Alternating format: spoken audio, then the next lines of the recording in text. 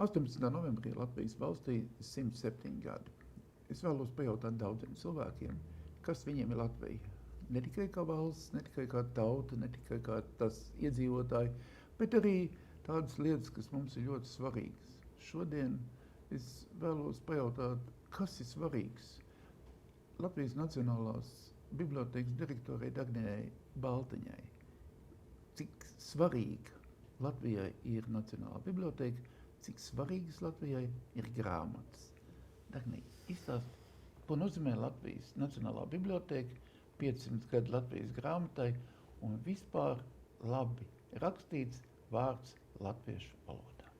Man liekas, ka domājot Latvijas valstiskuma kontekstā, Nacionālā biblioteka pati par sevi ir mūsu valstiskuma simbols, bet ne tikai tas ir arī simbols mūsu zināšanu bāzei, uz kuras mums pakāpties, bet arī vīzijai par nākotni un mūsu kā valsts spējai savu nākotnes vīziju arī realizēt.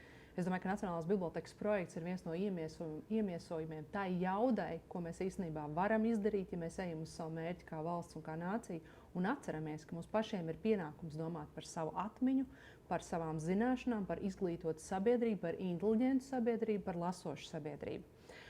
Tu jau pieminēji Latviešu grāmatas 500 gada.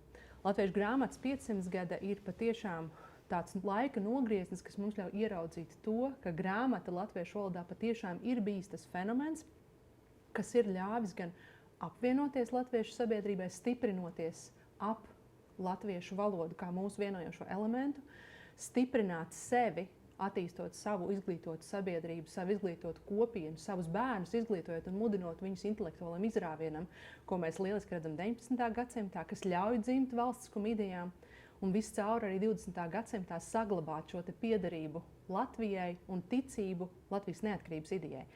Rakstītā vārda latviešu valodā fenomens ir abrīnojams, un tas tikai un vienīgi ļauj mums arī ieraudzīt šīs latviešu valodas spēku.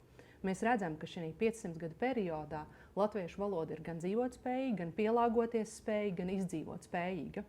Līdz to tas ir arī tāds liels un kapitāls bāzes faktors arī raugoties uz nākamajiem 500 gadiem, kā latviešu valoda spēs dzīvot nākamos 500 gadus un cik būtisks tas būs lielums arī mūsu turpmāk lasošai sabiedrībai. Līdz to šobrīd, ja es skatos uz Latviju un Nacionālās bibliotekas lomu, es esmu pārliecināta par to, ka mēs esam tas vilcējspēks, kas atgādina sabiedrībai par to vērtību vertikāli, uz kuras mēs stāvam kā valsts, un tā ir lasoša, zināt griboša, izglītota, inteliģenta sabiedrība. Jo patiesi tas ir bijis mūsu tas izšķirošais lielums vai salīdzinošā priekšrocība, kas ir ļāvusi arī cauri gadiem mums stāvēt pretī rusifikācijas politikai, tas, ka mums ir šīs rakstītais vārds latviešu valodā. Tāpat arī mums ir ļoti spēcīga grāmatu zināšanu bāze latviešu valodā, kur mēs turpinām arvien audzēt un kopt un attīstīt un pilnveidot, un kurai mēs paši radam pieprasījumu. Ar lepnumu, ar pašapziņu un ar drosmi.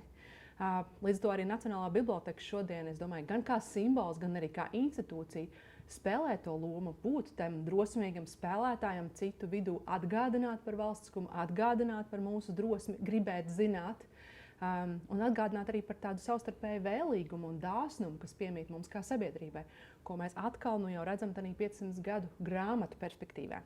Jo tas, kas mūs ir barojis cauri gadsimtiem, ir arī tas vēlīgums, lai nākamās paaudzes pēc mums turpina lasīt, turpina gribēt zināt un augt un attīstīties. Un mēs viņiem vienkārši palīdzam to darīt.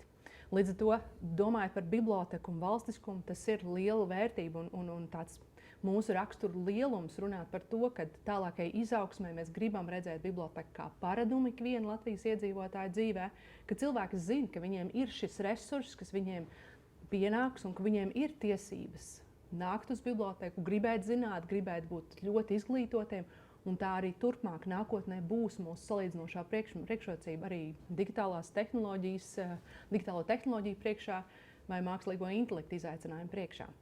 Es tik un tā gribētu pajautāt vienu papildus jautājumu. Kāda ir tā lielā atšķirība starp drukātu vārdu un starp ekrānā redzamu vārdu?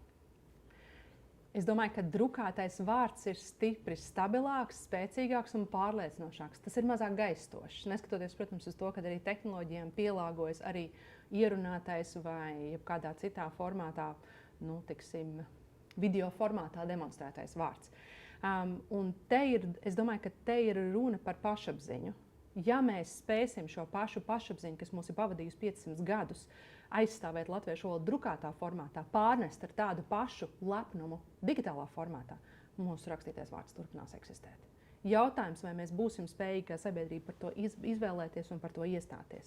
Un atkal šobrīd Nacionālā biblioteka spēlē to lomu, kas iedod visas tās kārtas. Mēs jau vienkārši pielāgojamies līdz laikmetu tehnoloģijām. Bet tas var būt tikpat spēcīgs un jaudīgs, ja mēs to tādu noturam. Un ja mēs noturam pieprasījumu, ka tam vārdam ir jābūt dziļam, bagātinošam, līdzi velkošam, sevi ieraujošam. Un es domāju, ka mēs to varam izdarīt.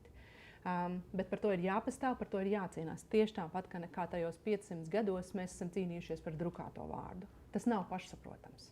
Un arī tas ir jāsaprot. Neviens no šiem lielumiem nav pašsaprotams. Mums pašiem sevi ir jārada pieprasījums un vilkums sabiedrībā. Gan pēc zināšanām, gan pēc augstu izglītotas sabiedrības, un ikvienam, gan esošajām paudzēm, kas ir varbūt pusmūža cilvēki, gan jauniešiem un bērniem nosūtīt ļoti skaidru signālu, ka mēs gribam, lai viņi ir izglītoti, mēs gribam, lai viņi ir lasoši.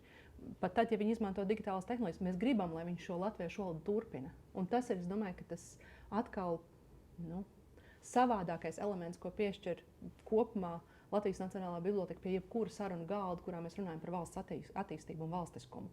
Ka mēs atceramies to sabiedrisko labumu un to mūsu valstiskumu misiju. Un mēs spējam šo argumentāciju tā kā atvilkt atpakaļ. Nē, bet mūsu mērķis tomēr ir Latvijas valsts pastāvēšana un tās turpināšana. Un tomēr, cik lielā mērā mēs esam apdraudēti no dažādām lielajām pasaules nācijām, viņu valodas, influences un ietekmes uz latviešu valodu? Es domāju, ka mēs noteikti esam apdraudēti tādā kontekstā, kā mēs vienmēr esam bijuši apdraudēti. Es domāju, ka tas, kas šobrīd mūs pašus vairāk ir izsits no sliedēm, ir mūsu nepārliecinātība pašiem par savas valodas noturību, kas iespējams 19. gadsimtā nebija tik spēcīga. Toreiz es domāju, ka mums bija daudz augstāka pašapziņa pašiem par savu valodu, savu vilkme un savu vēlme ierakstīties starp pasaules nācijām ar savu valodu. Mirklī, ka mēs šodien sapratīsim, ka tieši latviešu valoda ir mūsu priekšrocība, kas spēj pielāgoties digitālajām tehnoloģijām, nebūs ne mazāko šaubu, ka tā ir apdraudēta. Tas, kad parādīsies kaut kāda ietekme no citām valodām, tas vienmēr ir bijis latviešu valodā. Un mēs no tā esam īstenībā guvuši, nevis zaudējuši ļoti daudzās situācijās. Un tāpēc arī jautājumā par to, vai mēs gribam attīstīt terminoloģiju latviešu valodā, rakstīt zinātniskos rakstus latviešu valodā, jā, mēs gribam. Tas mūs tik ārkārtīgi piepilda un bagātina, ja mēs spējam par to sarunāties ar latviešu valodā. Un tas nav tikai par to, kā mēs pārtulkojam vārdus, bet tas ir par to, kā mēs jēdzieniski spējam vest sarunu. Un atkal es runāju par bibliotekas lomu, kas ir ne tikai apkopot visas šīs izdotās vai publicētās grāmatas un drukātos vārdus, bet mudināt sabiedrību, iedrošināt vest sarunas, sarunāties, gribēt kaut ko vairāk, sniegt kaut ko vairāk, tiekties pēc kaut kā vairāk. Un tāpēc nevelti tas paradums, es domāju, ne tikai nākt uz biblioteku, bet lasīt, sarunāties, gribēt sarunāties, būs izšķirošs Latvijas valstiskuma turpināšanā. Paldies tev. Paldies, Pēter.